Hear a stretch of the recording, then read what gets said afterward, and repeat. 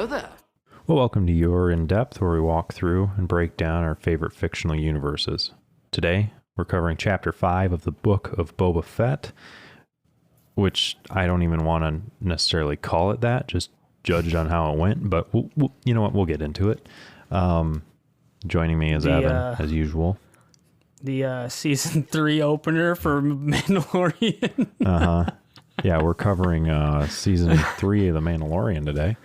Yeah, you'll see why here Season pretty 3. soon. Yeah, you'll see why here coming up. But did we see any Star Wars news? I'm going to quickly search on Facebook because I could have sworn I saw something today. I thought I saw something as well.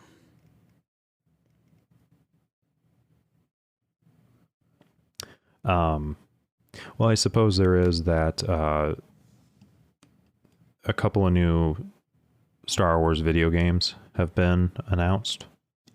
Star Wars Battlefront 3 has officially been canceled by EA, and they are moving all Star Wars related products to Apex Legends studio Respawn Entertainment, which is that company is developing 3 Star Wars games. One is going to be a sequel to Jedi Fallen Order, another one is a FPS, and another is kind of a strategy game similar to 2006's Empire at War. So there could be some there's going to be some new Star Wars games coming, which is exciting. Yeah. As we said last time too, I believe it's in April of 2022 this year that Bad Batch Season 2 is coming. So there's that. I don't remember if it was mentioned last time or not, but they've given a release date for the new Lego Star Wars game. Oh, yeah. Maybe that... wait, no. That one was April. When was Bad Batch? I think Bad Batch was just said spring of 2022. Maybe it did. I'm going to check my notes from last week. But go ahead with what you were saying.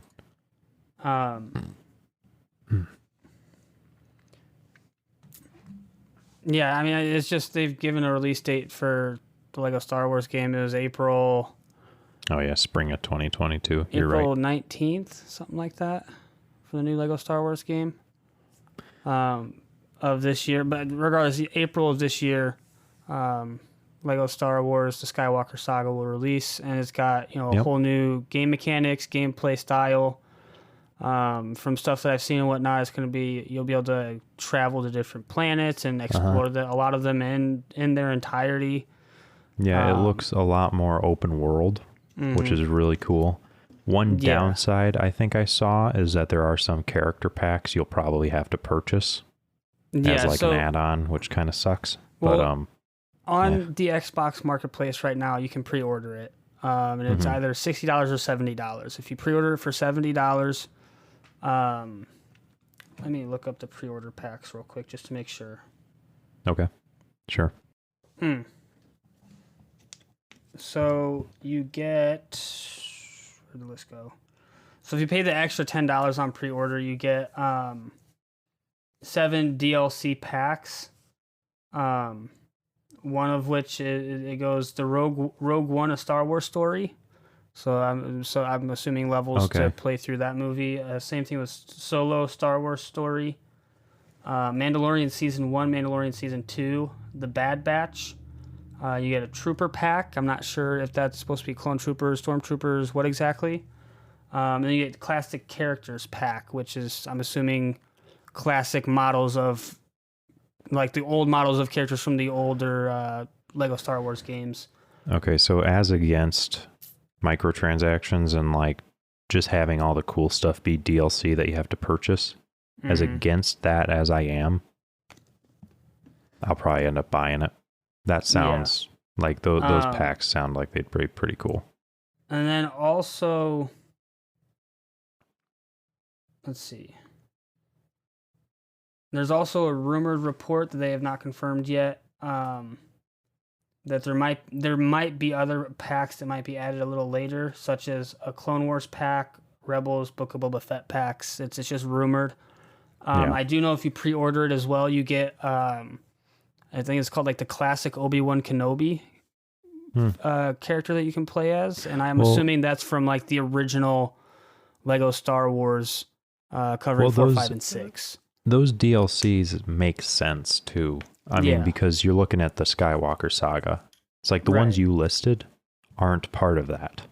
You know, it's not part of the main movies. It's side steps and stuff, which are very good ones, but it's not regarding Star Wars like Skywalker and everything. Yeah, the only one that kind of fits into the Skywalker saga is Rogue One for the ending scene of Rogue One. And that's the only part that it would include it in, just a base game. And reading through this as well, for the Trooper pack, they haven't said what exactly that means. It could be like special versions of like clone troopers or stormtroopers, or it could possibly be like trooper figures from like the Old Republic or something in the future, past the Skywalker saga. We don't know. Right. And then the classic characters pack is confirmed to feature the classic appearance of characters in the Lego Star Wars games from the mid-2000s. So yeah, you get like the old models of like Obi-Wan and Anakin and Darth Vader, Palpatine, all of them, or at least some of them. Yeah. So. Okay. Well, other than those things, I don't have any other news and stuff. So I think that it'd probably be good to just get into the episode, because Evan, I need to tell you something. Remember how I said I had to give the listener a little bit of insight? When I watch an episode, what I'll do is I'll do some research as to some different Easter eggs, like confirming theories I had. It's like, was this really what I saw? And just researching to see if there's anything I missed. And then what I do is I take notes as I watch the show so I can do the narration walkthrough part. Before I even started that last part, I had 3 pages of notes. And then I took 5 more. So I think we should get into this because it may take a while. That being said, a lot of them are just saying what's going on, so there's probably not a ton to break down. But anyway, there's plenty to break down, but well, yes, but I mean, whatever. Anyway, we open the scene. We start the episode and we see a Klatooinian butcher shop, which is basically what it is. Klatooinian, whatever they are. They're from Klatooine. But we see from behind these like plastic curtains that, is unique generally to a butcher shop, a familiar silhouette walk and my by. House. What? What'd you say? You said unique to a butcher shop. And I said, and my house. Okay, yeah, but same thing because you're a serial killer. Fair point. Anyway, familiar silhouette. Not Boba. It's just freaking Mando. Right off the bat, we see the Mandalorian. We see Din Djarin. He looks around as he comes through, and he approaches the head Klatooinian. And this guy's just sitting at a table. He definitely appears to be the boss of this establishment, this place. And he tells this Klatooinian that he's there for Kaba Bayaz. The Klatooinian says, I'm just going to go back and forth probably with my pronunciation of that, but we'll just, he asks Mando, he's like, why do you think Kaba would be here? Mando pulls out a tracking fob and says that he owes someone money, and he's there to bring Kaba in. The Klatooinian says, well, if I see him, I'll let him know. Mando pulls out a bounty puck that shows that guy's face, and he's like, well, I see him right now. And so Mando gives the other Klatooinians the chance to leave. He says, I have no quarrel with you guys, leave. The other guy says, how about we discuss our options here? Mando gives the signature, well, I can bring you in warm, or I can bring you in cold. And then the Klatooinians attack him.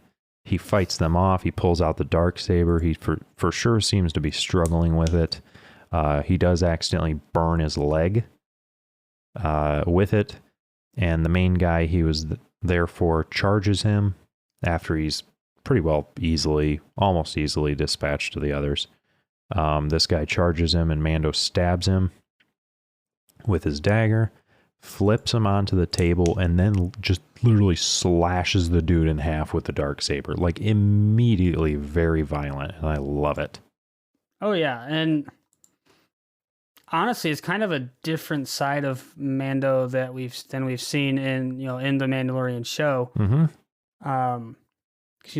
At least from what in the show, he does what needs to be done to complete his bounty, or does what he needs to do to get the task done. But this is more brutal, more savage than what we have seen before. Oh, it's yeah, kind of like a dark side to Mando. I would agree, and it's almost like the child isn't holding him back in any way to like uphold some sort of like good impression. I don't want to say that Mando would be like that, because I think he's good at heart.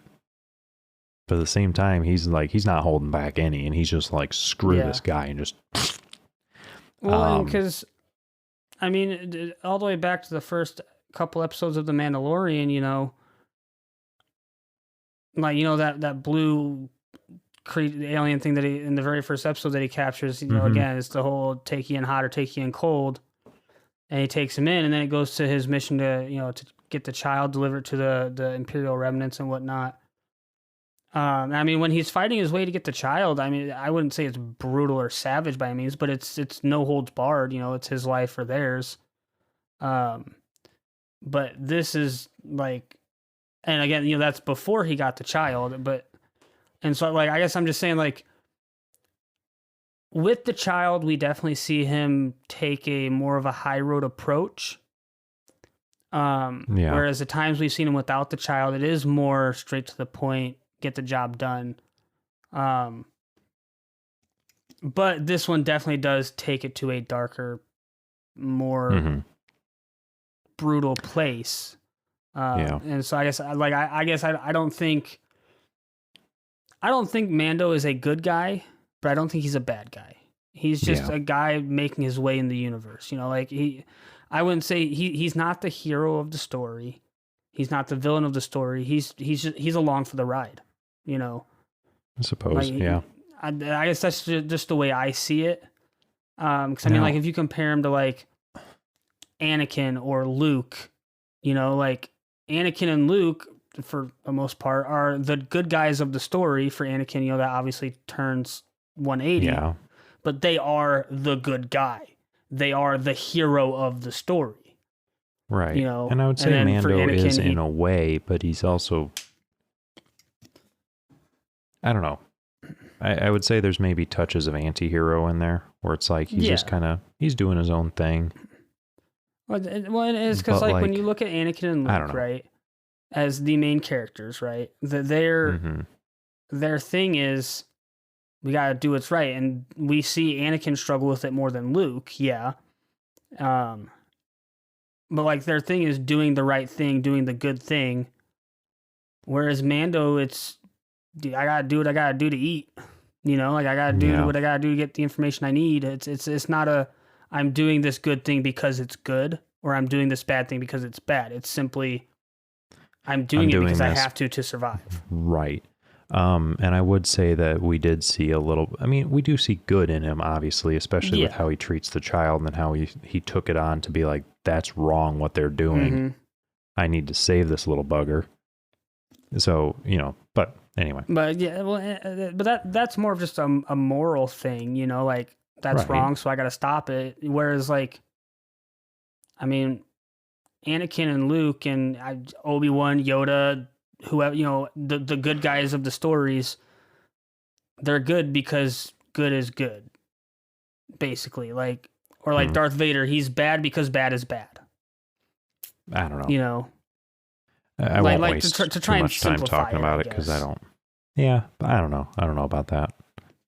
But we see the plastic curtains, we see it from the other side, and we see the illumination of the Darksaber. We see Mando slice something, and he walks out holding a bag. It's the dude's head. He's got it in it. He's carrying around the guy's head. He tells the other Klatooinians in there that he has no problem with them. There's money in that room. They're welcome to it because he can't lay claim to it. It's not his. But if you guys let me pass, you guys just help yourselves. By the way, I have the note in here. They just need more money, Dutch. Anyway. So, did you watched the Chronicles of Narnia, The Voyage of the Dawn Treader, the third movie, right? It was a long time ago. Do you remember the actor that plays their cousin? Like Edmund's and Lucy's cousin? No? No. Oh my gosh. He's in that meme where it's like, it has like the four, and it's like, I got paid this much. What, you got paid that much? I got paid this much. Oh, you what, guys you got are paid that much? paid? I got paid this much. He's like, I know who you're talking about. You guys got paid? Right? That one, right? Mm-hmm. One of the Klatooinians looks like a Klatoonian version of him. Oh. Do you know I that looked at him, guy and actually, that was like my first thought. I was like, that guy. Did you know that guy has been cast to play Adam Warlock in the MCU? I don't know who Adam Warlock is. All right, never mind. So never mind. So no, I did not. This is Star Wars regardless. I was just mentioning it because I thought you might know. But yeah, I saw the one Klatoonian there in this group as Mando's addressing them, and I was like, that guy. I don't remember the actor's name, but I was like, oh man, he looks a lot like. That's funny.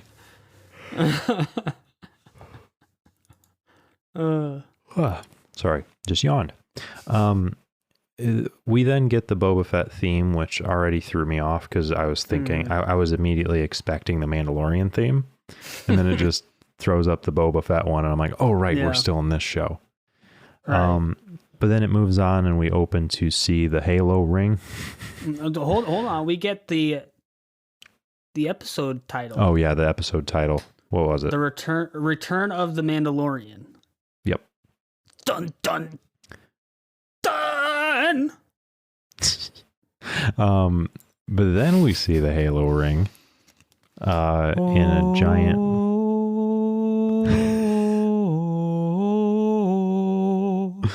Yes. This is I'm just gonna let you go because it's angelic. I do have to point out though that it's not a full ring. It is not, and I thought this was a really cool detail. Because it's a city, right? It's a city along the inner parts of this ring, but it is not complete. And it's kind of cool because that gap helps simulate day and night. Yeah. That's really neat to me. Yeah, well, because my brother came into my room earlier today, and it had a picture. He had a meme, and it said Halo, Star Wars, or Halo. Yeah, Halo, Star Wars, Halo. And it was... Or no, sorry. It was Star Wars, Halo, Star Wars. Star Wars, Halo, Star Wars is what it was. And it was Star Wars, and it was like, oh man, dude, I forgot to do the homework. Can I copy off yours? Halo. All right, fine, but don't do it like word for word. Don't do it like, change it up a little bit so we don't get caught. And then it goes to Star Wars Halo ring next to this Star Wars ring. It's funny. But Mando walks along the streets of this city, and he's limping badly. He enters an elevator with a literal bowling pin. The species is actually... Yeah, go ahead, finish. The species is actually called Cascadag, which made an appearance in The Mandalorian a couple of times, which I didn't realize, and has also been in other episodes of Boba Fett. Apparently, their first appearance was in The Force Awakens, though. But they've been throughout, that species has been throughout Star Wars a little bit now. Yeah. Anyway, I did want to point out too, Mando does still have that Beskar spear. He does, yes. Yeah, he's still rocking that thing. Although, he obviously we don't see him use it in that initial fight, but he's still rocking that thing, and it's still dope. Yep. So basically, we see Mando with all of the stuff he had at the end of season 2. Yeah. Just for clarifications, like, he hasn't changed much in terms of his equipment. It hasn't changed. Right. But anyway, as they're in the elevator, the Cascadag looks over to him, like kind of like checking him out, like being like, who is this guy? He looks over to it and it quickly looks away, just kind of in this awkward scene. See, when I saw this thing checking out Mando, I got the impression he was like, man, that's worth a lot of money type of like. Oh, maybe. It's kind of how I took it. Man, look at that hot sack of meat. He's actually talking about the sack of the head, by the way. That's what he's referring to as the sack of meat. Because in the first 2 seasons of Mandalorian, once he gets, his shiny new Beskar armor, like we see it pretty often where people are like, man, that's worth quite a bit of money type of like approach to him. And so I guess for me, I instantly, when I saw that alien like look him up and down, my first thought was, he's probably wondering if he could get some of that Beskar. Was kind of my first impression from it. That's an approach. I didn't think that initially, but I mean, yeah, could be. But he gets off of the elevator and walks in to this kind of like, I don't know, I kind of get like a casino type of vibe to it, but it's kind of like just a restaurant type of thing. I mean, watching it right now, I can see a bar in the background. Maybe some sort of club. Like there's not like loud music or anything playing, but maybe some sort of like hangout club, bar, tavern type of establishment. Actually, I'd say that. But he comes in and this weird beaky creature gives him payment, asks him to sit and eat with her. But Mando just wants information. So that beaky creature, this is not the first time we've seen that race either. It's a Furby, right? I believe so. Evan. Yep, it's a Furby. Evan. Yeah. I know you're catching on now. Yeah. Yeah, it's a Furby. Okay, dope. Anyway, I'm what trying to about think him? of the first time we see this species, though. Yeah, because we've seen him before. I want to say it's one of the movies. I want to say. Oh no, we see this race in the Clone Wars TV show. Oh, we do. Okay. It's like maybe 1 or 2 episodes is all. Kind of as like a background character, or just like a scenery character, more or less, But you do see this race, very sporadically, throughout other parts of Star Wars. Okay. But she ends up giving him the information he's looking for, which is basically wondering where to find an access shaft to the substrata. In other words, like the outside part of the ring, for people that are kind of confused on what substrata is. It's basically like the lower levels or the outer part of this quote-unquote ring. I'm going to call it a bracelet because it's not a... Sure, yeah. It's not technically a ring. He makes his way down to the streets and turns on his visor, kind of looking along the walls, and he sees some hidden symbols, one of which is a mythosaur.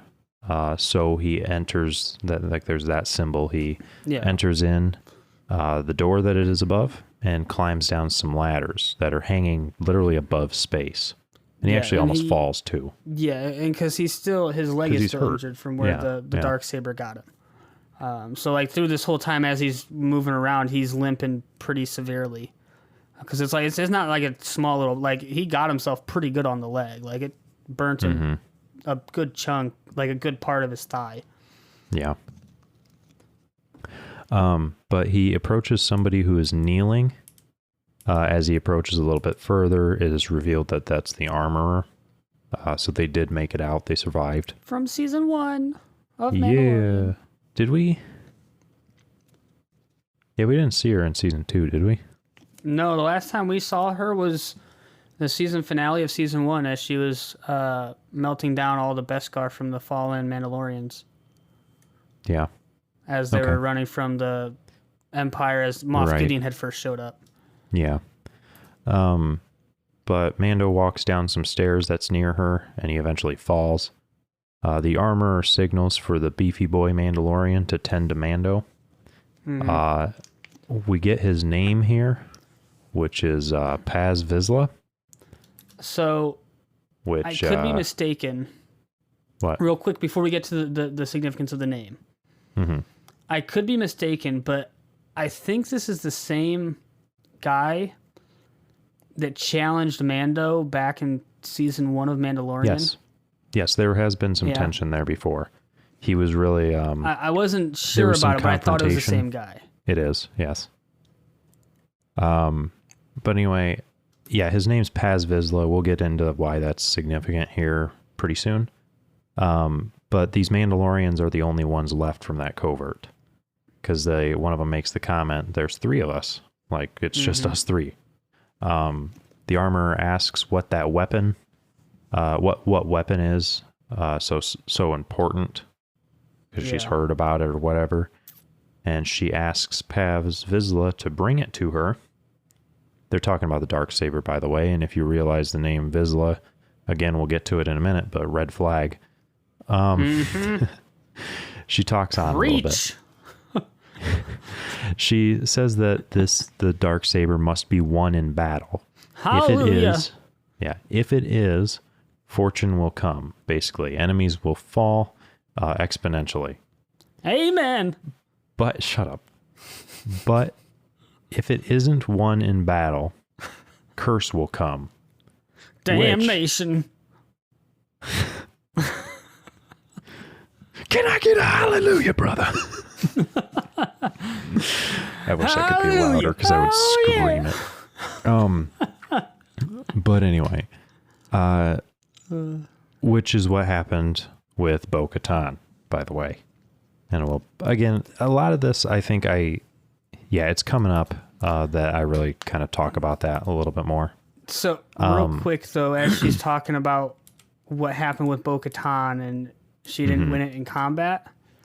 I do touch on it later, but if you want to go ahead for whatever just as you're a saying heads now, up, I'll wait for that point for going too much. But just as a heads up, we see that event where Bo-Katan gets it outside of, like, not through combat in Star Wars Rebels. Right, and we'll break down a little bit of that just because it is essential to this at this point here coming up.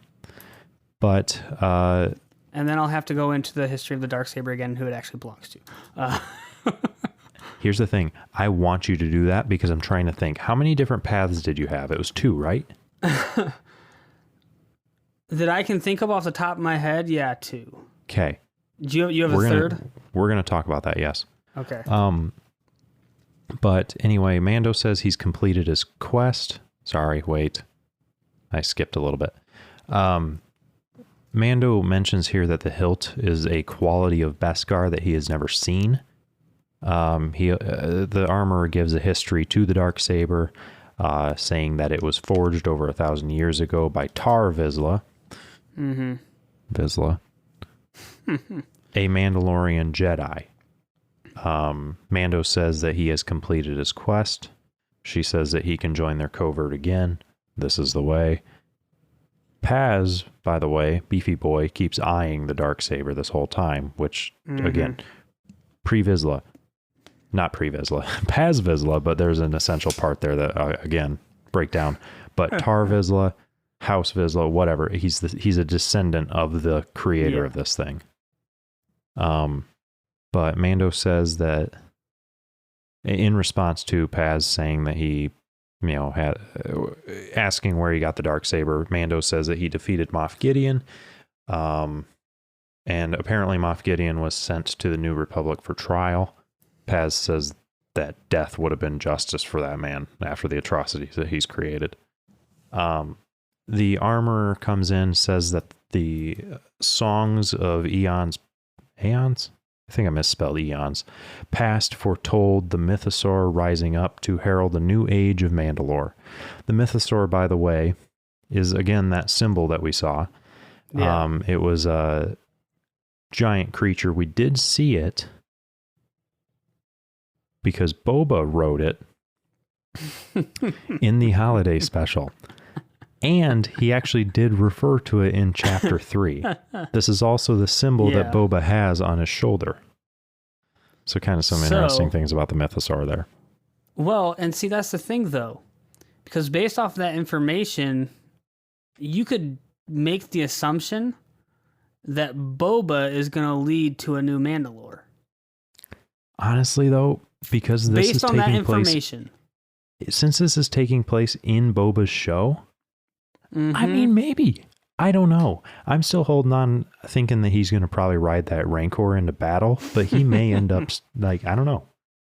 We'll have to see where things go. We got 2 more episodes of the show. I don't know how likely it is. I'm not sure.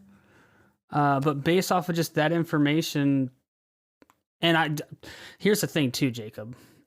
In the prior episode where Boba references riding a mythosaur, yeah, one could argue that canonizes the Christmas special.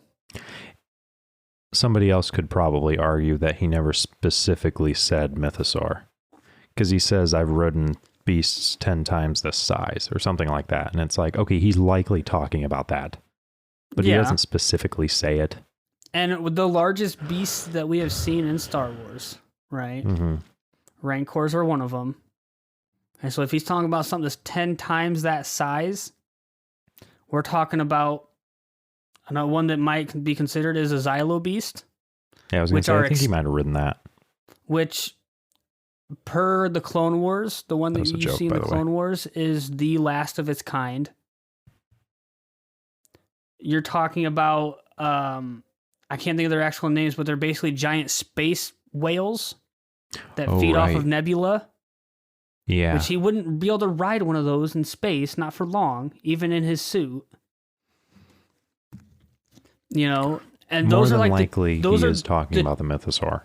Yeah, and the only creature bigger than those that we've seen is this weird space creature that you see in Solo. The Solo Wasn't that the same creatures as the... Wasn't that the same thing as the big space whales? Let me double check. I thought it was the same. Maybe it's not. It is not. It's not the same? No, this one is more of like a space kraken from Solo. Whereas, the average length of that creature is 24,383 feet long. Whereas the space whales, the ones that you see in like the second episode of Clone Wars season 1. Those get pretty big, but not that big. Okay. You know, so as far as Star Wars creatures that we know of, there's only one type of creature he could really be talking about. Yeah. I'm sorry, Jacob, but I think the evidence is starting to. I'm not saying it's there. I wasn't saying that it was, I wasn't disagreeing. I was just trying to think of the different options. But I know how much you love the Christmas special. I appreciate that. Actually, I very much do.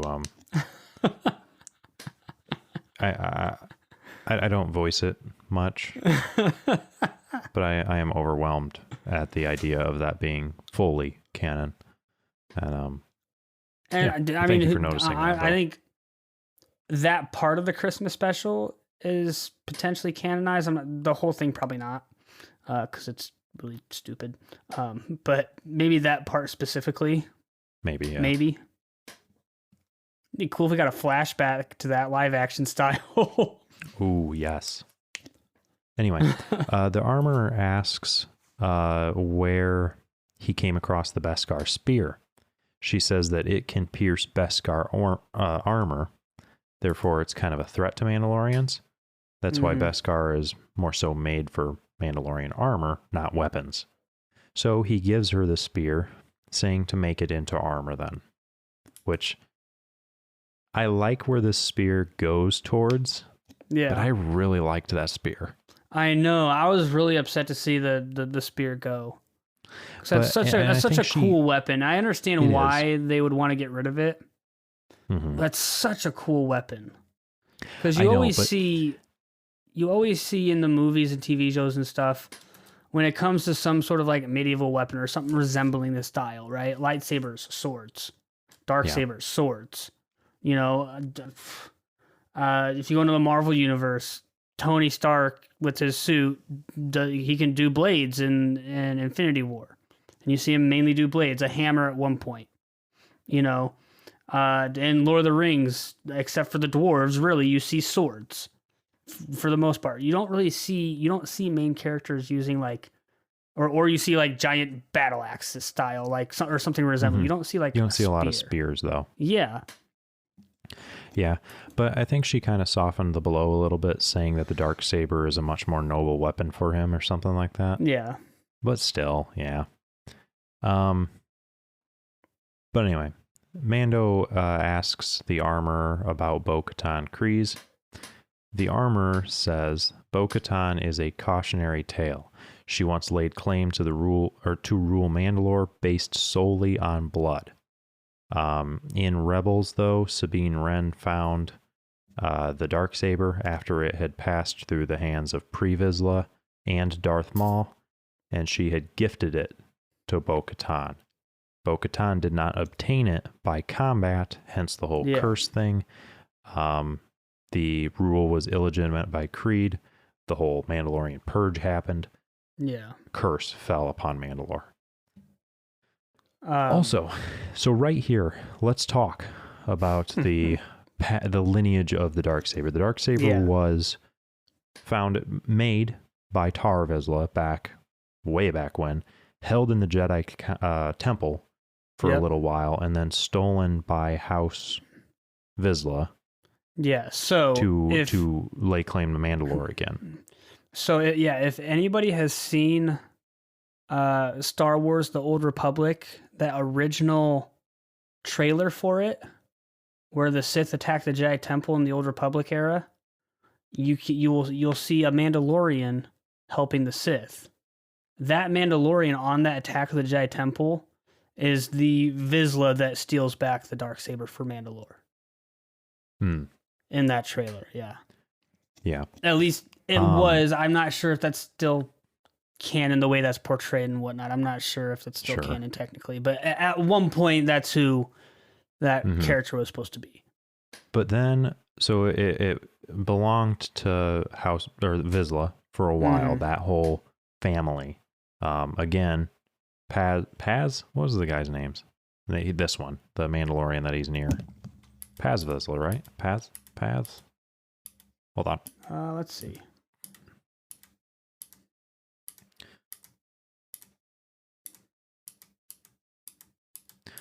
Paz Vizsla. Yeah. But anyway, had him, his family had it. Mainly Pre Vizsla, who was the leader of Death Watch.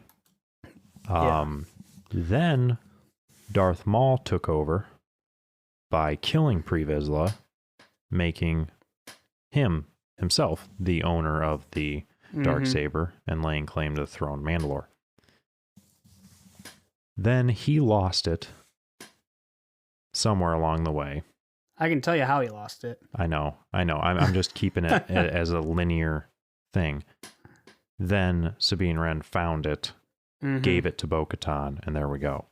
Then Moff Gideon stole it from Bo-Katan, and then, Mando defeated Moff Gideon, and now Mando has it. But anyway, go ahead. For the technicalities of the Darksaber, who should own it? Yes. So honestly, it kind of goes of one of two paths. Starting with Pre Vizsla, he has his duel with Darth Maul. All the background. Darth Maul, Darth Maul beats him, gets it here.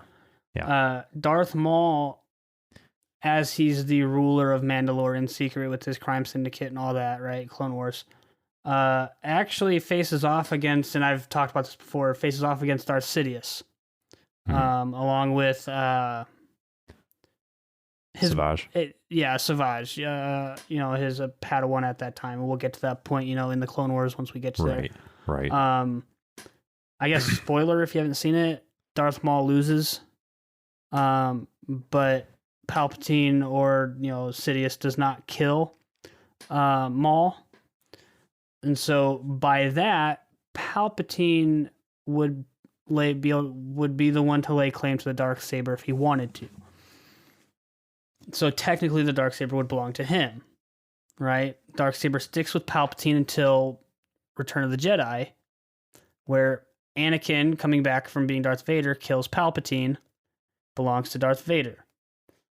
Well, at that point, you could argue that okay, well, Anakin just died, so it really doesn't have an owner. The way I see it, though, personally, is Luke beat Darth Vader. Luke beat him, right? Darth Vader lost. I don't think that Luke was the one to get Vader to the point where he was about to die. Wasn't it the electrocution kind of stuff from Darth Sidious? Yeah, and so I guess that's where you could see it going in a third path as well. But in these two other paths, it leads to the same person anyways. Now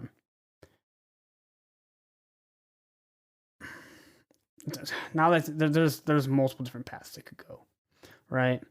There are many. Trying to think of this the most linear and correct way possible. Maul to Sidious, Sidious to Vader / Anakin. And I would say because Luke beat Vader / Anakin, though it's by pure seconds or pure minutes of Vader killing Sidious, I would still consider that Luke would be the owner of the Darksaber. Sure. By technicality. From there, Luke technically is the owner of the Darksaber all the way up until episode 8, where he has his fake, where he has his spoiler, guys, holy shit, because these are newer movies, I guess, so technically we have to give the spoiler warning. I guess. So jump ahead 5 minutes if you don't want to hear it.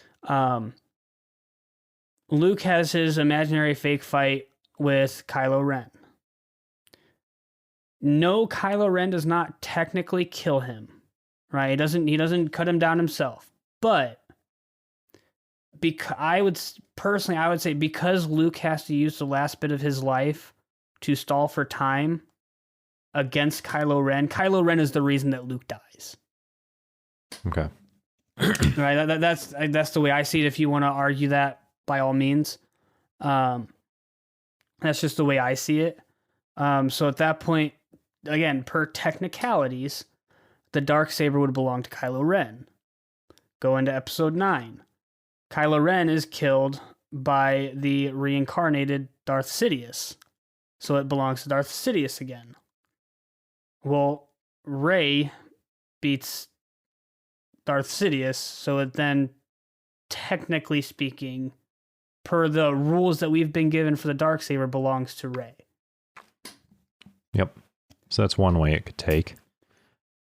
The other one... What was the other one? Basically, I think it follows kind of the same in a way. One of them was that Obi-Wan is the one who killed Maul. Yeah, so technically then Obi-Wan gets it. Vader defeats Obi-Wan as he sacrifices himself. So Vader to Luke, Luke onward. Yeah, basically that one goes because by the time Darth Maul gets the Darksaber, he does lose to... Or no, it's not even Darth Maul. Obi-Wan beats Pre Vizsla in a fight. Oh. And so at that point, technically, Obi-Wan would own the Darksaber. Obi-Wan gets killed by Darth Vader. Darth Vader takes it. Darth Vader dies from Palpatine. Palpatine takes it. Again, Luke beating Vader. Or it wouldn't even be Palpatine because Luke beats Vader in episode 6. Luke would get it and it would just skip Palpatine that time around. So Luke will get it, then Kylo Ren, then Sidious again, then Rey, and it still ends up with Rey. So the reason I asked about this and we went on this detour is because I thought of another one. Okay, and I would just like to preface before you go, this is per technicalities, like direct line if you follow the rules as they are stated, like not diverging here or there or anything like that, even slightly. That's the line you would have to take. One of those two lines. But the one that I heard and thought of and was like, okay, I like that one best is we know Maul had it. Mm-hmm. Season 7, episode 10, The Clone Wars, Ahsoka fights Maul. Yeah. And defeats him. Doesn't kill him, but defeats him. I want her to have it. Anyway. And again, that's going like technicality, blah, blah, blah, whatever. Like that's, 'cause, at that point, again, technically speaking, I like that one way more anyways. Personally, I do. That'd be dope if Ahsoka had it. But per technicalities, it's not Maul's anymore by that point. Right. Again, like I said, that is if you are going strictly purely by the rules we have been given for how the Darksaber goes from one person to the next. Right. Is the yeah. But I do, I like that one way better. That'd be dope to see Ahsoka running around like Ahsoka that we saw in Mandalorian. Darksaber in one hand, one of her white lightsabers in the other. Whoo! Oh, yeah. Anyway, but coming back into On Task, talking about Bo-Katan, apparently, her rule ended in tragedy. The armor says if they weren't on Concordia, they'd have not survived the Purge. Concordia is Mandalore's moon. Death Watch was exiled there, which I saw a theory on, and I haven't ever seen it confirmed, so I'm turning to you. But Death Watch being exiled there possibly to cut them off from the supply of Beskar. That's, from what I can remember, that's never outright said. The reason we're given in the Clone Wars TV show of why Death Watch is exiled there is during the Clone Wars, Mandalore is a peaceful planet of peaceful people, whereas Death Watch Death Watch wants to hold on to the old way, the way of Mandalore, the fighting, all that kind of stuff. And, with Mandalore being a peaceful race at this point, they basically just exile them to the moon instead of executing them. Okay. And with the armor saying that they were on Concordia, or she was, or the Enclave, she's basically, in my opinion, she's confirming that she was part of Death Watch. Which makes her and Bo-Katan both part of Death Watch. Yeah. Yep. At one point or another, they were both part of that group. Right, at one point. Something else that was kind of interesting that I just thought of when you were saying that. I completely lost it. Never mind. As well, and I would say too, as well with the armorer's helmet. There was another theory that the armorer was one of the followers of Darth Maul. Because of this whole thing, at one point he was the ruler of Mandalore. Certain members of Death Watch decided to follow him. They went so far as to modifying their armor in red, kind of matching him, as well as changing their helmets to have horns coming off of them. Well, look at the armorer's helmet. It's not confirmed, and it's not, it's similar enough. It's not like an outright replication of Darth Maul's head, but just given those qualities, maybe she was a follower. I don't know. Well, and two, I could also see it as well, like she keeps the horns on her helmet because maybe that's something that reminds her of the glory days or whatever you want to call it, but she also doesn't want people to see her that were alive back then to instantly associate her with the horrors, the bad stuff that Death Watch did, especially under Maul's rule. Yeah. So I could see it being, she changes the color, she makes it more of a gold color, so it's not instantly recognizable, but she keeps the horns as more of a memento or a nod to type of thing. I could definitely see. I don't know. Maybe. But fun fact I found out too, Pre Vizsla was voiced by John Favreau. Oh, nice. Yeah. I like his voice. Anyway, I want to make sure on that real quick, because now I want to be accurate with everything. Who voiced Pre Vizsla? Yeah, I was right. Anyway. So the armorer asks, wait. We were talking about the purge of Mandalore. We do see this. We see a bit of it. We see TIE fighters coming down and just destroying, dropping bombs. Then we see the Night of 1,000 Tears. But yeah, we see the capital city destroyed. Thousands of TIE bombers, Yeah, up just in the sky. destroying Mandalore. We do see there's references in it. We see it's kind of cool seeing some things as we see the landscape. It looks very much like the future in the Terminator series. Yeah. Where there's droids walking the land, searching for survivors, searching for just anything, and just executing. You know, they're firing away at stuff. They're finding stuff to kill. But we see a couple of I think it's K2 droids. We see one in Rogue One, that droid. So they're marching along. What I saw there, that's all the droids we see. They're all that model. We did see some probe droids. There was some in a closer frame searching around. Oh yeah. You see some probe droids, and then on the ground it's got the K2 droids as they're moving through. Right, but confirming other than that, death, and I mean in this scene too, you can see Mandalorian helmets on the ground, just laying around. You can, if you really look, you can pick out a couple like bodies and stuff like that. And you do get to see the beginning of the Purge of Mandalore, or the Great Purge, and Rebels as well, as part of that whole thing where Bo-Katan gets the Darksaber from you said her name, I'm drawing a blank now. Sabine Wren, yeah. So in Rebels that's a 3-episode arc. But that's like the start of the Great Purge, or the war for Mandalore against the Empire. And then as we see here, this is the end of it, as the Empire just bombed Mandalore. Mm-hmm. Honestly, they probably should have just used the Death Star. You know, it would have been less painful. It would have been more humane. You're not wrong. Honestly. Like, yeah, the Empire would have been more humane to use the Death Star and just kill them all in 1 second, rather than doing the Great Purge of Mandalore. Mm-hmm. The armorer asks Mando, though, what she should forge. Mando says he wants to have her forge something for Grogu.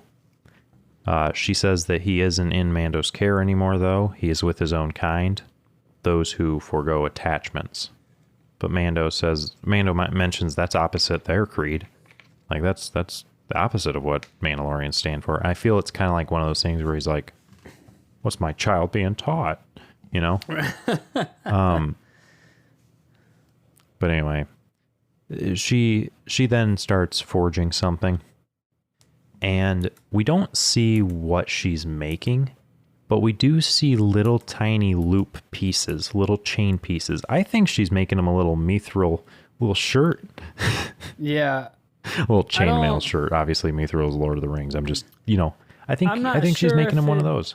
I'm not sure if it'd be maybe a shirt per se. I was thinking, honestly, maybe like a mithril coil, or like a headpiece. Oh, maybe. Out of rings is kind of what I was thinking. It was because like I would have to imagine it'd be difficult to make Grogu a helmet. Yeah, I don't think it's a helmet. And on top of that, the shape of his head, would make it difficult. I think. And on top of that, seeing what she gives Mando, which is this little cloth wrapping it up, it's not a helmet, but it could be maybe a thing, or maybe thinking of it now, it might be like a piece for his arm. Maybe. Like maybe a gauntlet of some kind, something like that. I mean, because kids got tiny little baby arms. Yeah. I think personally that it's a little chainmail shirt, though. I think that's what he's... That'd be cool. Bilbo and Jr. And that kind of seems to be... screw Frodo. I don't think, though, that also... I think that's... I think that's most likely, and on top of that, it's the most popular opinion so far amongst other people who are like, I think they're making this. Someone on Twitter actually had the theory, though, too, that this thing could end up saving Grogu from Kylo Ren's attack on the temple. But personally, I just hope they retcon the whole sequels and take a different approach. And I've talked on what Mandalorian means for the sequels, at the ending of season 2 of The Mandalorian. And I'll, just as a reminder for the listeners, just a brief, I won't go into it too much. But from my understanding and different theories and stuff like that I've seen and whatnot, the ending of Mandalorian season 2 along with some events that happen in Rebels, and there's another piece to it as well, but I'm drawing a blank on it.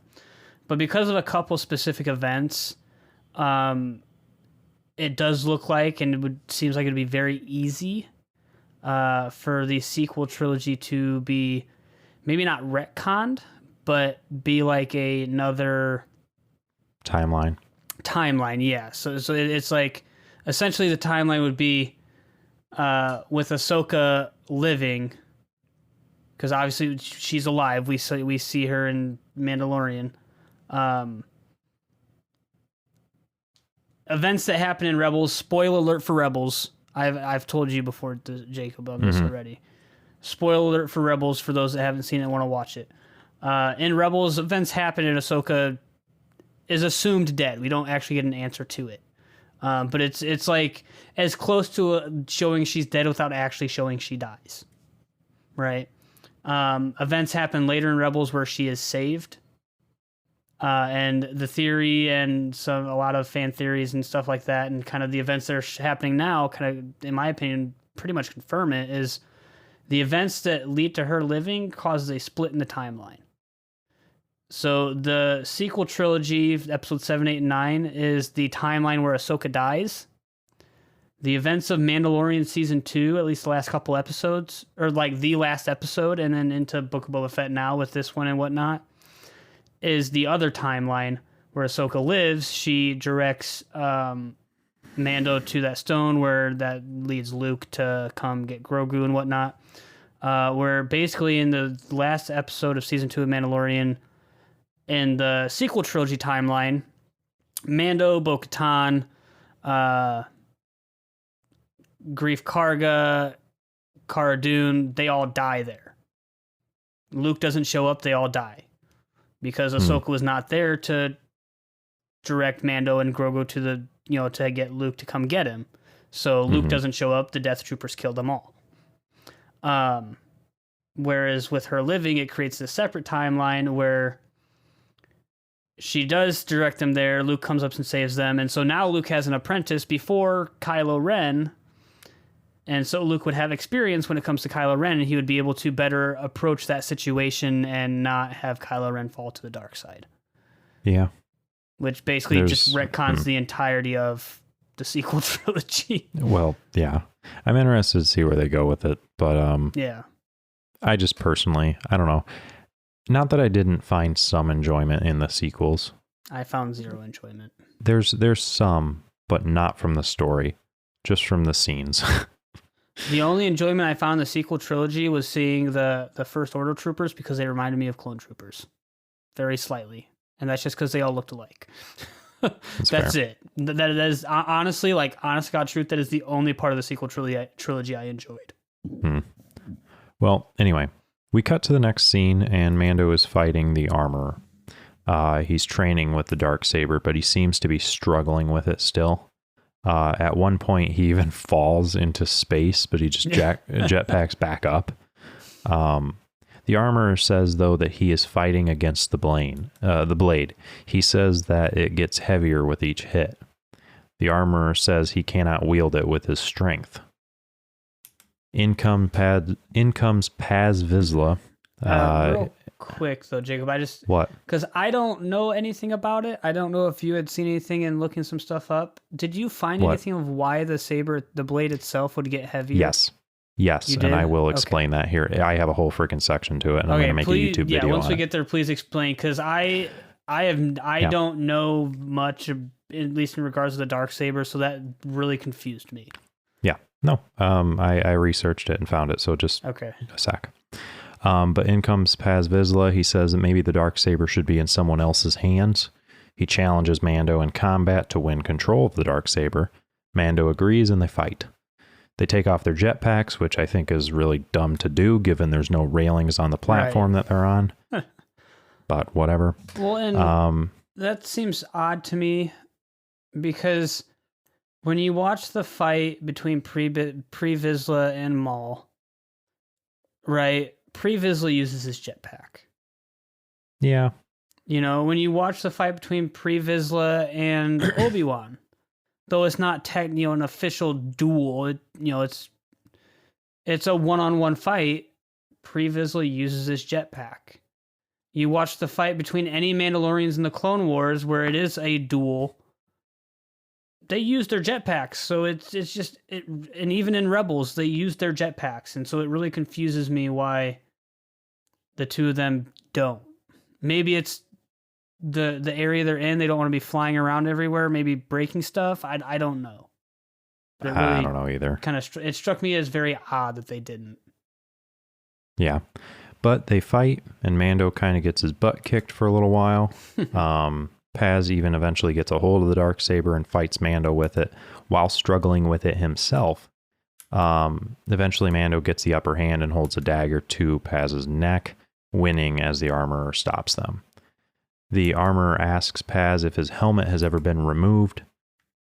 She then asks Mando the same. He doesn't answer until finally he does say, "Yeah, I have." And she says he's no longer Mandalorian. Mando asks how to atone for this. She says that redemption only is found in the living waters below the mines of Mandalore. Mando kind of comments, "Those have been destroyed, though." Yeah. Mando grabs his stuff and leaves. And right now is the part where I wanted to break that part down. Okay. Yeah, go ahead. Real quick before you do, I have some questions and whatnot and wonders of, so I'm really curious how this is going to tie into season 3 of Mandalorian, with him being officially exiled from what's left of his covert, what's left of what was his family, you know? Because, like, I have to imagine, if I try and put myself in his place, right? A little kid, loses mother and father during the Clone Wars, gets rescued, joins this conclave. That's your family at that point. They look after him, they raise him, they teach him their ways, they make him who he is today. And then, tragedy strikes because of your actions, because of his actions, right? Where almost the entirety of his family gets wiped out. He comes back. They accept him with open arms, like no hard feelings, And then because you take your helmet off in front of one person, all of a sudden you are dead to your family now. And it's like yeah, I don't know. Like, I'm just wondering what his mentality is going to be like in season 3. His approach to stuff. Is he going to start removing his helmet more often now because he's not part of it? I'm curious about that. But also, I saw a couple of things where it was like analyzing Mando, and it's like, he needs that child in the sense that what this episode has been is him trying to return to his old life after his journey with the child and returning him. He tries to return. He tries to go back to bounty hunting. That kind of went okay, but not really. He found his family again. They rejected him. I think that he is going to try to seek redemption and go to Mandalore. But at the same time, it's like, by what point's that going to do? Well, and I'm kind of two. I'd say I'm kind of 3 different thoughts here. I could see number 1, him trying to going to Mandalore and seeing if he can find this spring and whatnot, see if it's still intact, trying to redeem himself. Number 2, I could see and succeeding, right? And he does find it and succeeds and comes back. Number 2, he goes and tries to find these springs and they're destroyed. He can't get redemption, and I'm really curious of how they would approach that with the mental toll it would have on him, knowing that there's no way he can redeem himself now. Because, like I said, for Mando, these 2 right here are what is left of his family. The family that raised him, taught him everything he knows, took care of him, took him in when his parents were killed. All of that. Like, what, we don't get to see it very much, but you have to assume he's got a very strong connection or a very deep loyalty or connection to these people, especially these being the last two. So what kind of mental toll is that going to have on him if there is no way to redeem himself, to to even just have the option of rejoining them, or that hope of rejoining them. And then I think after he would find that, those springs are gone, there's no redemption, he would go try and find Grogu. Mm-hmm. Or number 3, I think he says, screw the waters, screw redemption, I'm going to go find my kid. Yeah. I think that's kind of the 3 ways. One of those ways I think is how it's going to go. Technically, I guess I could see a 4th way he just goes back to bounty hunting, but I find that one the least likely of any of them. I agree with that. Anyway, the Darksaber. Yeah.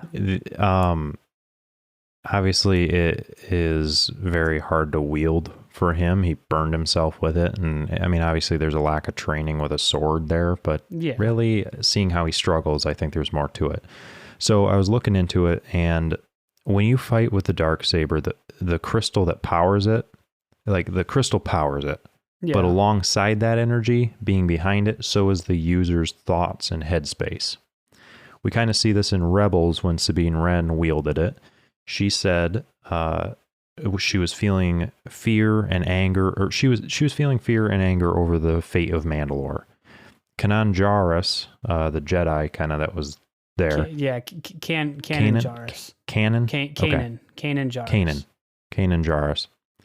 Taught her that, and this is a quote, energy constantly flows through the crystal. You're not fighting with a simple blade as much as you are directing a current of power.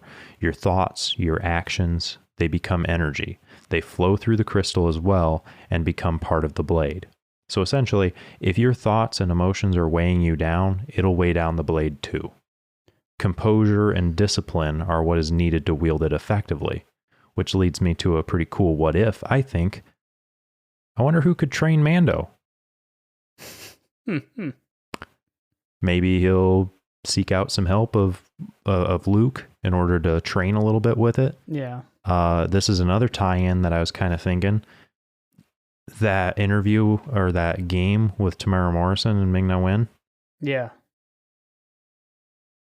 Tamara was talking about Ewoks. Maybe Mando and Boba are going to go to Endor to freaking train with Luke and see Grogu, and Boba's going to see some Ewoks.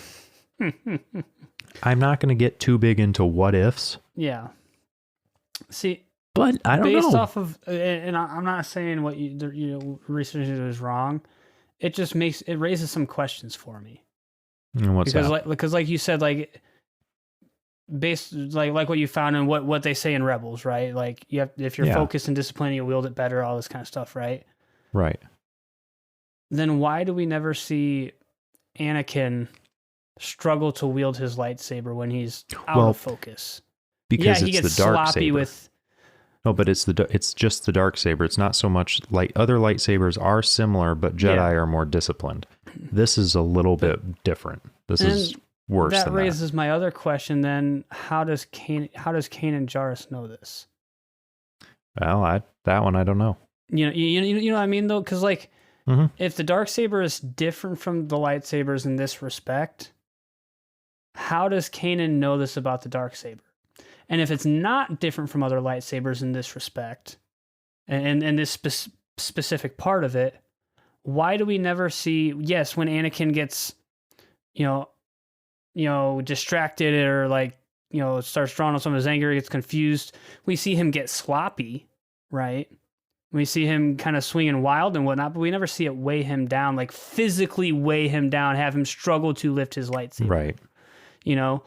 I think this is unique to the Darksaber. Yeah, and again, if it is for sure unique to the Darksaber, how does Kanan know it? Hopefully these are answers that we'll get later on. I'm really hoping it is because, it seems like a pretty big plot hole to me, personally. Yeah. It seems like 1 and 2 are not adding up to 3, or 1 and 1 are not adding up to 2. They're making 3, or what what I'm saying? Like, yeah, something's not adding up. There's more to it that we're not seeing. Yeah. It's like 1 + 1 = 3, and we're not seeing the additional +1. You know what I mean? Like, hey, who knows? There's always Star Wars is forever developing more, so who knows what we'll see. But this kind of made sense to me because Mando's obviously still, he misses Grogu. He's trying to figure out what his path is and everything. So, I mean, it makes sense that he's a bit lost. His thoughts are conflicted all over the place. This makes sense.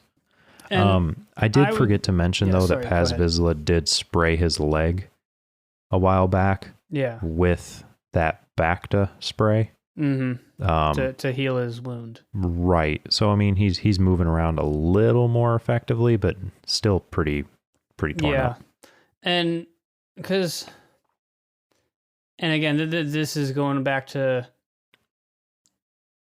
if the Darksaber is not different from normal lightsabers and like disrespect with the whole feelings and stuff, and because I'm caught up on this whole, what is causing the Darksaber to physically weigh him down? And if it's the emotions and the distractions, okay. That just leaves me to the question, how does Kanan know this when he says it in Rebels? And if that's not the case, why are we seeing it weigh him down physically? Wouldn't we just see him being sloppy in his attacks? Mm-hmm. You know, like I'm stuck on this because I want that final piece of the equation. I want that final, piece to put it all into place. Right. And this is what I found, though, just this part. Right. But anyway, Mando moves along. He has his leg healed. He's now walking without a limp. And he enters a terminal, kind of like like an airport. And here's the message play. Go ahead. Real quick, too. When he gets exiled from the Conclave, or from these two, essentially, I do just want to specify that they don't take any, like, he still has all of his gear and everything, which they don't take struck me as odd. That struck me as odd, because when Mando sees Cobb Vanth with Boba's armor in season 2 he's of like, Mandalorian, you're not Mandalorian, give me it. Yeah, he's like, you're not Mandalorian, that doesn't belong to you. You have no right to that. At the same time, maybe they were just like, we're not going to fight him. Well, and he says that, like, that's part of his code, that's part of his creed, that's what he grew up believing. So if he still holds those beliefs, which it seems like he does, wouldn't he be essentially honor bound or morally bound to give up his own gear? You would think so. And also for the other two, wouldn't they be morally or honor bound to, if he didn't give it up, take it from him? Which, I mean, I could easily just see it being plot armor, because, without the, his gear and his armor and stuff, he wouldn't be the Mandalorian. He wouldn't be Mando without it. So I can see it as plot armor, but again, another question that it raises for me. Yeah, I don't know. But anyway, sorry, go. No, I just, too, because this is, my second time watching through it now, this episode, as we're breaking it down. And I'm realizing that I have all these questions, and I'm seeing these plot holes. Whereas in the first time I watched it yesterday, right? Because we're recording on Thursday. Yesterday when I watched it, it was pure like, this is dope, this is awesome, oh my god, yes. But now when I sit here and watch it a second time, like I thoroughly enjoy it, but I'm starting to see maybe some plot holes, and I'm getting those questions of like, what the heck is up? Who knows? Maybe they're not. Maybe they're not plot holes. They're just intended to be like raise questions. Well, they need to start filling us in. Damn it. I know. I agree with that. But anyway, he enters this airport terminal thing, and here's the message: nonstop service to Tatooine, which I really think is kind of funny, personally, because of how much Tatooine has been used now. It is, and I've said this before, it is just a barren orb of dust. And it's like the most used setting for Star Wars. Yeah. It's like, because I don't know. Until we got to this point, right, in the episode, I was wondering, what the heck does this episode have to do with the Book of Boba Fett? Because the Book of Boba Fett, up until this point, has purely been on Tatooine. Right. It has only been on Tatooine. So I was like, what the heck? Like, what, like, don't get me wrong, I'm glad that we're seeing more of Mando, but what's it got to do with Boba Fett? And then hitting this one, I was like, oh. Yeah. But he tries to board this shuttle with his weapons, and the droid that's named TSA stops him and loads a little cargo crate with his weapons. Terminal Security Enforcement. Or agency. What is it's TSA? TSA at an airport. Droid's name is TSA. Just saying. That's really outside the box there, Disney. I made that up 100%. He's not named, but anyway. Okay, good. I don't even know if they gave him a name, but I was just gonna like if that was it. I didn't even pay attention to it. Like I was gonna say, like if that was the droid's name, like that is very original. Like holy crap, wow, really thought hard on that one. Kind of funny though. That droid, I can't think of what the amusement park ride is in Disney. I don't know if I don't think it's Galaxy's Edge, but it might be that. This droid is like one of the little characters in that kind of, I want to say is your tour guide, but it's kind of neat. Gotcha. I also saw a YouTube channel point out that this little crate that he uses is literally just a Pelican case spray painted white. Yeah. But anyway. Yeah, so it's a Pelican case painted white, and the little box there that has the lights on it, right, to show that it's locked, is just a little addition to it. I've used Pelican cases plenty of times before. I have a Pelican case actually sitting in my closet right now. It's a lot bigger than this one is. Mine's like a really deep one. It's wider and longer and whatnot. But yeah, I've used Pelican cases that exact size many times before. Yeah, but that's what it was. It's just kind of an interesting prop. But one of Mando's weapons, as he's putting them all in there, I thought this was kind of cool. The smaller one that he's got, the small gun is actually a Liberator single-shot pistol, and it was used by European resistance fighters. And it's kind of cool to see this, because in the past we've seen Star Wars use World War II guns. Yeah. And kind of repurpose them, making them into Star Wars. And actually, speaking of that, his main gun is apparently based off of a German pistol used like before 1900, like an older one. Well, so I don't know, just kind of cool little things. Not like just that. World War II though, but we've seen like with the last episode of Book of Boba Fett, or no, 2 episodes ago with whichever one was with the steampunk kids that Boba takes to his employment. Like you had said with that one, like that was taken from like what was it, like 1950s Europe, 50s and 60s, yeah, like Star Wars is actually really good with taking like older concepts or older equipment or whatnot and kind of repurposing it, like showing the similarities, integrating them into Star Wars. And but speaking of, really quick, you know how I've been playing Blade and Sorcery a lot? Yeah, I downloaded a Mandalorian mod. Dude, you get his blaster, you get the spear, you get the dark saber, dude. I'm flailing around, I'm slashing people. He's got his whatever that one gun that is, like the cannon, you know? You pull that out and you aim it at somebody and it just obliterates them. Like it does it, and it's so fun to do. Anyway, when Mando is boarding the shuttle, someone next to him is wearing the coat of a range trooper that appeared in Solo on the train scene. So that was kind of neat.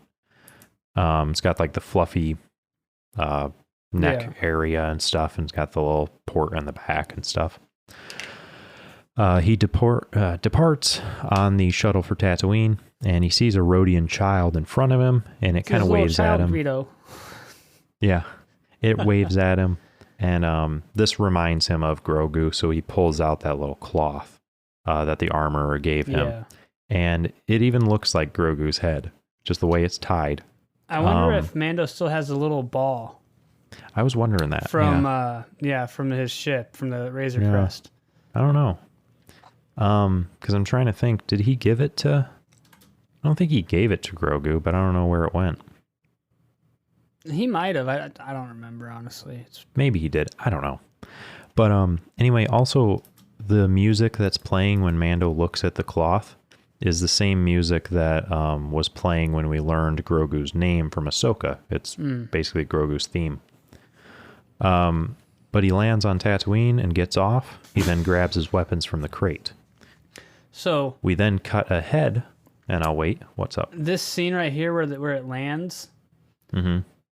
When I watched this yesterday, right? Mm-hmm. I thought we were going to see the Pikes departing in the background. Oh, like he was part of the same... Like he was on the same shuttle that brought the Pikes, and he just didn't know it. Like, we didn't know it. That would have been cool. But, yeah. No. And now I'm trying to look, too, just to see that pistol you're talking about looks like a Mosin. Or not a Mosin, what's it called? Mauser? A Mauser, yeah. Is what it looked like. Like his main pistol? Mauser, yeah. Yeah, it kind of seems like it was based on that. I don't know, though. But we then cut ahead, by a tiny bit, we cut scenes, and we see a BD droid. This is one that we mainly were introduced to in Jedi Fallen Order as BD1. And this is BD2. Cool little, droid that has 2 legs and is goofy. But it quickly gets snatched up by, I believe, a Womp Rat. Yeah. Or something. And we see Peli run out and start trying to shoot it. And her gun she's using looks like a blunderbuss. It does, yeah. It looks like a little shotgun. Yeah. Alongside her, too, and she refers to him as it later, is R5-D4 from A New Hope. It's the little astromech droid, little dude that the Jawas tried to sell Owen Lars, but it chose to... its motivator malfunctioned at the advice of R2, so that then he was taken by Luke and whatnot. We also saw R5 in Mando Chapter 5, which I didn't realize, and apparently behind the scenes, Dave Filoni actually had the crew put on burn marks on R5 in order to reflect where his motivator went bad. Oh, okay. Now, when we see Peli have him, she's kind of shined him up a little bit, but there is a little missing panel where that motivator was. So it's still kind of a cool little, reference and callback. But she goes around the corner to go after this little Womp Rat or whatever it is. I think it's a Womp Rat. Seems a little bit bigger. No, it's a Womp Rat. They refer to it a couple times as... Oh, they do? Okay. Yeah. So in episode 4, when Luke says, you shoot Womp Rats, my 216 or whatever the heck he says, they're talking about this weird giant rat looking thing that attacks Pel. Okay. Yeah. But she goes around the corner, gets attacked and dragged down by it, and as she's getting pulled behind, Mando shows up and shoots it. BD comes out and had actually hurt its foot during it, which is kind of a fun little reference to Fallen Order, I think. Yeah. But Mando tells Peli that he got her message and that she found him a replacement to the Razor Crest. Really quick, though, this episode is sponsored by Pelmato's Auto Sales, Auto Care, Ship Repair, Daycare, Pest Control, and Canned Jam Distribution. Peli has been on Tatooine her whole life, so you can trust this local gal with all your ship, jam, and rodent problems. Call Pelmato today and use code FRAN for a complimentary rodent removal for your classic ship with a qualifying business deal. Dude, I'm just saying, it would be so cool to be in the Star Wars universe, have your own ship, fly around, do jobs, all that kind of stuff. That'd be so cool. I agree. Yeah. Anyway, regular sponsor now. That would be pretty cool. Yeah. Fly around, do all that, just explore like that. Yeah, do high-paying jobs, make your own clone army, take over the universe, Yeah, you know how it goes. Purge Mandalore. Anyway, so they... Purge Geonosis. Again. I would agree with that one more. But they talk about the child a little bit, and Peli shows him a ship. It is a Naboo N1 starfighter, which is kind of cool. And just because I've been very eager on trying to find Easter eggs I was able to confirm that this is not the same one that Anakin drove in episode 1. Obviously, that doesn't really make a lot of sense. One YouTube channel was saying that, maybe a collector heard that Darth Vader, and got it. But no, the designation on the side does not match up. So it's not. Mando doesn't like it, though.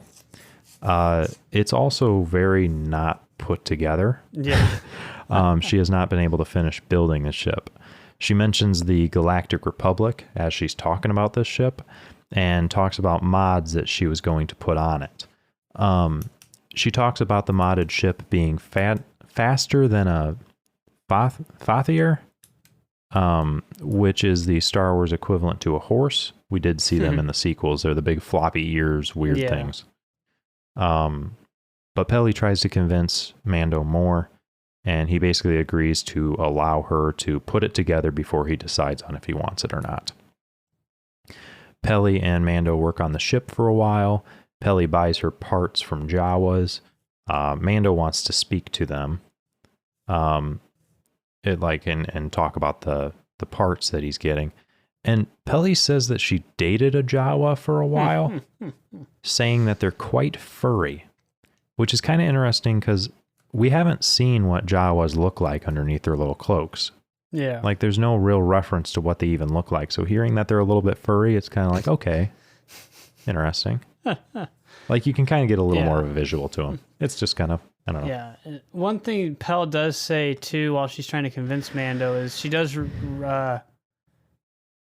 tell him as well that this is, Galactic Republic era.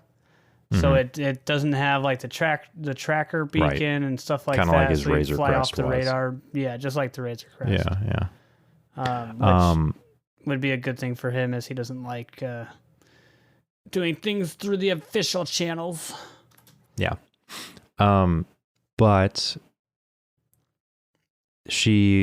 Mando makes a wish list from the Jawas for like special custom parts. Yeah. Peli also talks to the Jawas in their language, which was really kind of fun to see because you can completely tell she just winged it. She's just like and whatever, making weird sounds, and it's just like, gosh. But Mando and Peli they continue to work on the ship.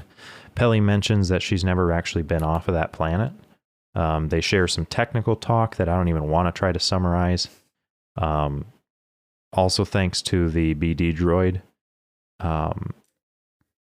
we kind of get like he like displays this piece kind of like where it would go, like as in this like projection, which is kind of cool. And Mando thanks the droid, like, thanks, little guy, or something, which is kind of cool seeing his transformation from hating droids to being like more thankful and help. Like, I don't know.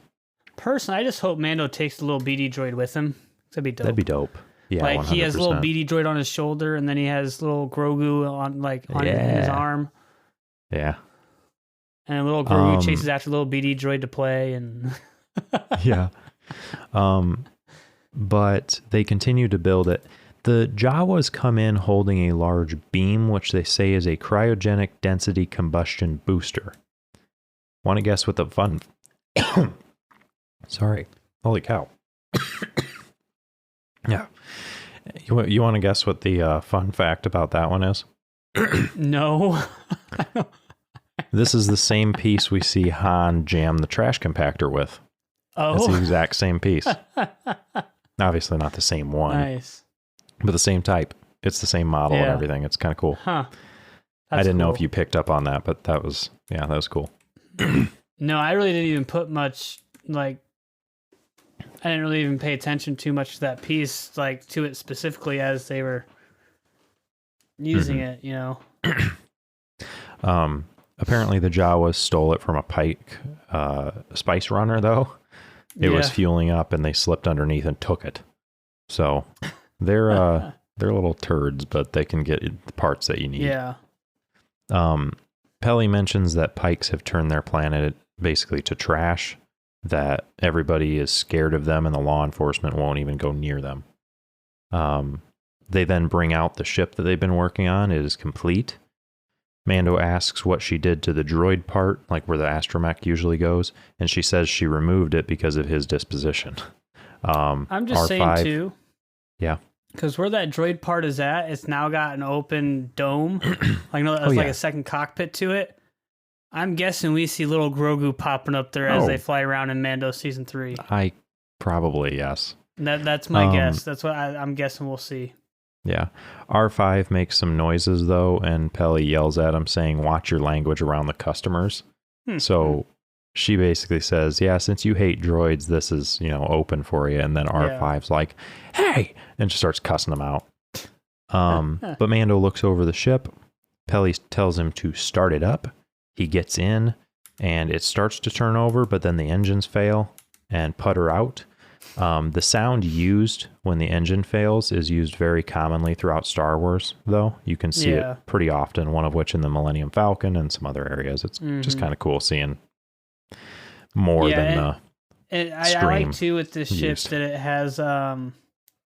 it's basically like those muscle cars where they have like the engine poking through the hood of the car. It's very similar with this because of the modifications that Pell put on it. It's got like its engine poking through the top of the ship itself. Somebody pointed out with this one, it could be a reference to the muscle cars and like old cars that George Lucas liked to collect. Yeah. Kind of like inspired by those even. Which it was for sure inspired by those types of like cars, but who knows if it was because of him. But she tells him to try again, and he does, and he gives it a little bit more. And she's like, go ahead and go test it. So he takes off over the city and opening up a little bit, just pushing forward and just freaking taking off. He goes flying. He then approaches Beggar's Canyon, which, fun fact, he follows the same path as the pod racers. Yeah. As we even he flies, see that ramp, too, that Anakin goes off in his little pod race. And did you notice that the debris is still there from the broken wooden like little barrier thing that was like marking that it was off limits? The debris is still there from when Anakin busted through it.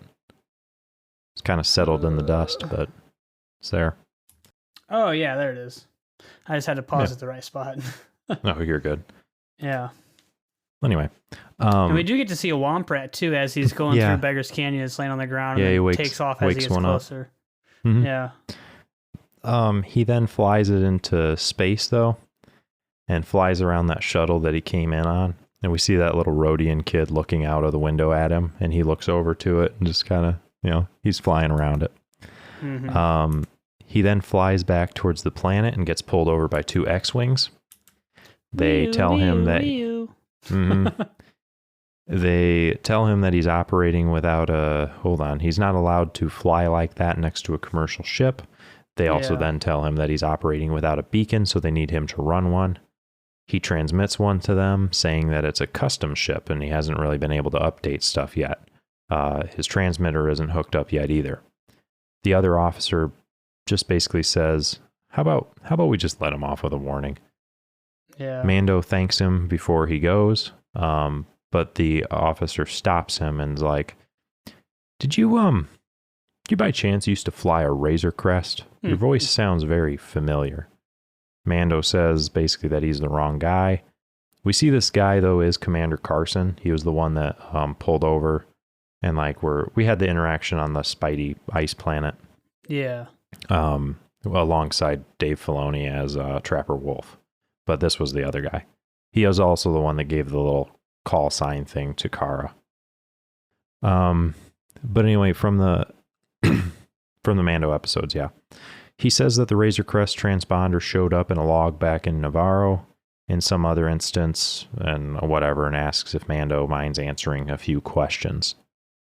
Mando just flips open the little button and one of the little buttons and clicks it and just zips off. Oh, yeah. Almost like he jumped to hyperspace. The other officer asks how he jumped. He didn't even power up his hyperdrives. And Carson just says that, well, he didn't jump. They were sublight thrusters. He asks if they're going to report it, and Carson basically is like, do you want to do the paperwork for that? No. Yeah. So they leave. No one wants to do paperwork. Let's get out of here. Like, what do you mean are we going to... Now, another fun fact here. The X-Wing pilot that pulls Mando over alongside, Carson that one, is the same actor that played Luke in the season 2 finale of Mando. They just obviously deep faked Luke's face onto him. Yeah. But seeing that actor is still involved in the series and stuff, I really don't think it's too far-fetched to say that Luke's going to show up again. Yeah. You know? It's not, I'm not saying that that's going to happen or that I think I do think it will, but like I'm not relying on that. Yeah, I'm trying to but get it's to not the as far-fetched. Because I thought I saw something. Okay. I'm trying to get to the right scene real quick. Okay. Give me 1 second. Sure.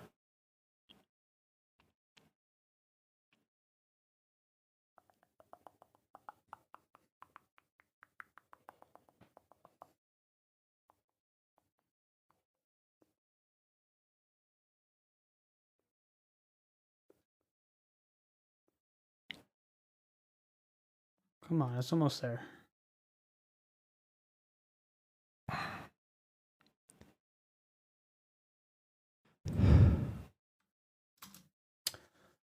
So where I've paused it, that ship, the X-Wing that has the guy that did the kind of fill-in for Luke.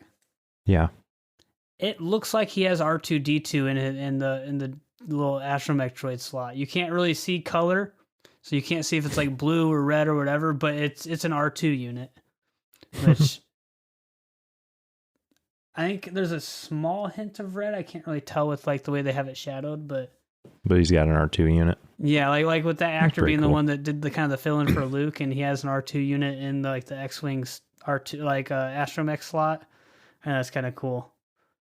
You know, obviously that's not R2 because R2's with Luke, but you know it's kind of a I would say kind of a little bit of a nod too. Yeah, that's interesting. But Mando comes back down and he lands, and Peli asks him how it was, and he says wizard, which I think is kind of funny because we hear that terminology like back when Kitster tells Anakin in The Phantom Menace. Yeah. Like when he gets out of the pod racer, he's just like, that was so wizard, Annie. It's basically their equivalent of being like, that was totally rad, man. You know, right. So it's just kind of cool. Peli says those J-type pulse engines really tighten the old evacuation port, don't they? Which I think was kind of funny because it's just clearly that she's being like, yeah, those engines are a beehole clencher, ain't they? Yeah. You know? It's just kind of a funny way of putting it. Right. But she did say that an old friend was looking for Mando, but she said Mando wasn't there, and she locked her out and then armed the security system. Mando asks if she left a name, and we hear Fennec in the background yell, Fennec Shand. And Peli is upset with her droid. She's just like, I thought you said the security system was armed. Like, why is she here, basically? Mando approaches Fennec, and they talk a little bit. Fennec asks if he's looking for work. He says, he asks what the bounty is. She says, no bounty, they just need muscle. Mando says, for Boba, no payment is needed. But first, he needs to pay a visit to a little friend. And it ends the scene. Yeah. And that's the first episode to season 3 of The Mandalorian because we didn't see Boba Fett at all. But no, with that ending though, that final scene between him and Fennec, that makes me wonder,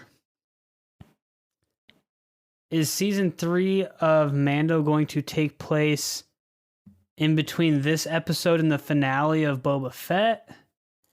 Is it going to start right off after Boba Fett? Where is it going to fall in the timeline? Because I would be thoroughly surprised and honestly kind of disappointed if they did another episode of Boba Fett where it's only Mando while he goes and whether it be looking for Grogu or tries to 100%. Redeem himself or this is a cool nod and everything, you know, this episode. But like if they did a second one, I'd be upset about it. Yeah, but there's 2 episodes left of the Book of Boba Fett. Yeah. Spending another one venturing into Mando's stuff, how are they going to wrap it up? It's like, that's just poor. Yeah. Like, that's not, no. Now, see, I just don't feel like there's a lot of development going on with Boba Fett right now to adequately wrap it up in 2 episodes.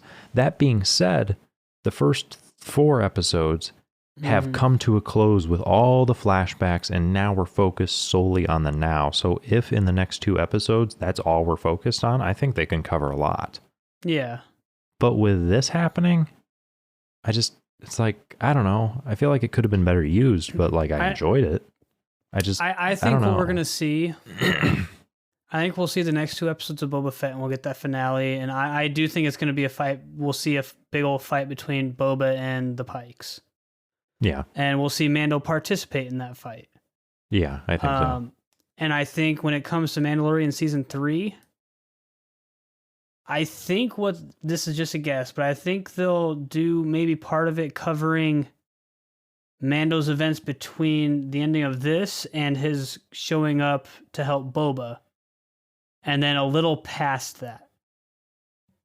So, I think so too, because I think it's going to kind of be like this one happened. Excuse me. This one happened. We see the next episode of Boba Fett. We don't see Mando in the next episode of Boba Fett. And I think in the season finale, yeah, we'll see him in the finale.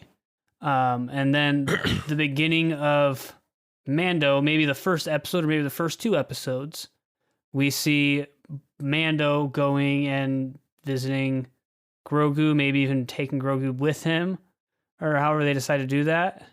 Yeah. And then it's going to jump ahead a little bit of time to where you would have to go back and watch the season finale of Book of Boba Fett if you hadn't already, to be like, okay, this is what goes in between episodes 2 and 3 of Mando season 3, or episodes 1 and 2 of Mando season 3. And then Mando will continue on with events that happen after this encounter with Boba and the Pikes. I think is what's going to happen. I still think it's a really weird way of doing it. Yeah. But, I mean, I guess, maybe it'll end up contributing towards the storytelling better. Well, I don't know. I don't know how I feel about it. I think honestly, I think this episode was necessary for them to include Mando in without having all of these other questions raised, right? They had to fill in the gap a little bit. And they had to fill in the gap to a point with Mando to get him up to where Boba is at and what Boba's doing. So otherwise, if Mando just showed up out of nowhere, all of a sudden it's, well, what was he doing between the season finale of 2 and this? How did he get there? The Razor Crest is gone. Does he have a new ship? Does he, what's going on with the child? You know what I mean? Like, yeah. I think a lot of those questions would pop up, and this kind of like answer them and explains how Mando gets to Tatooine. Yeah, I think that it was necessary, but it's kind of odd that they spent an entire episode on him. It's like, I don't know. I enjoyed it. I'm not complaining, like saying they should have done it differently. I love Mando, and it was fun seeing it. I saw a lot of people joking around being like, episode 5 of Boba Fett served the purpose of showing us that there is a better show out there. Like, I don't know.